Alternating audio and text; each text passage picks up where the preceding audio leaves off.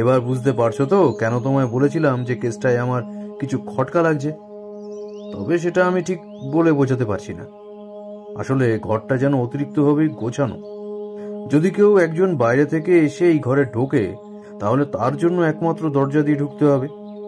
আর যতদূর সম্ভব দেখে মনে হচ্ছে দরজাটা গজপতি বাবুর সামনের দিকেই ছিল।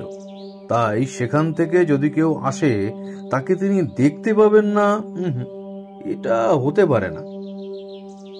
আরো একটা ব্যাপার, গজপতিবাবু জানতেন বাড়িতে তিনি একা, তারপরেও তিনি দরজা খোলা রেখে দেবেন কেন? কিন্তু অনিরুদ্ধ বাবু যে এই ঘরে একজনকে দেখেছেন খুনটা করতে, অর্থাৎ গজপতি বাবুর মাথায় আঘাত করতে, তাহলে সে কোথা থেকে এলো? আর খুনি যাওয়ার সময় দরজা বাইরে থেকে বন্ধ করে দিয়ে গেলই বা কেন?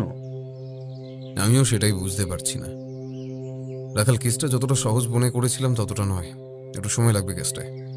একটা কাজ করো, আজকের মতো চলো, তোমার কাছে তো গজপতিবাবুর বাড়ির চাবি রইল, আর সে কাজের লোকটি বাড়িতে আসুক, তারপর আরেকবার তাদের সাথে কথাবার্তা বলা যাবে।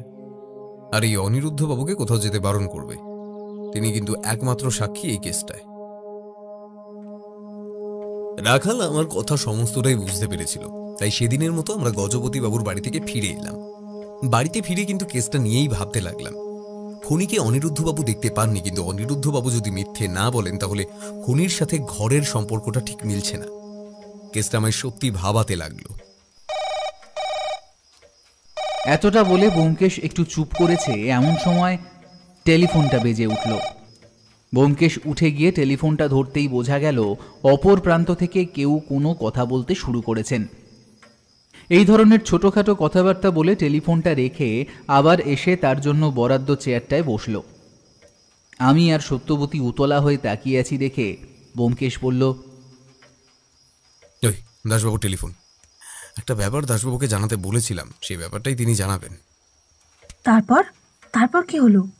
ওই কাজের লোকটার কাছ থেকে তোমরা নতুন কিছু জানতে পারলে? কাজের লোকটির কাছ থেকে নতুন করে জানার মতো তেমন কিছুই ছিল না, তবে আমার কিন্তু একবার মনে হয়েছিল কাজের লোকটি এইসব কিছুর সাথে যুক্ত থাকতে পারে।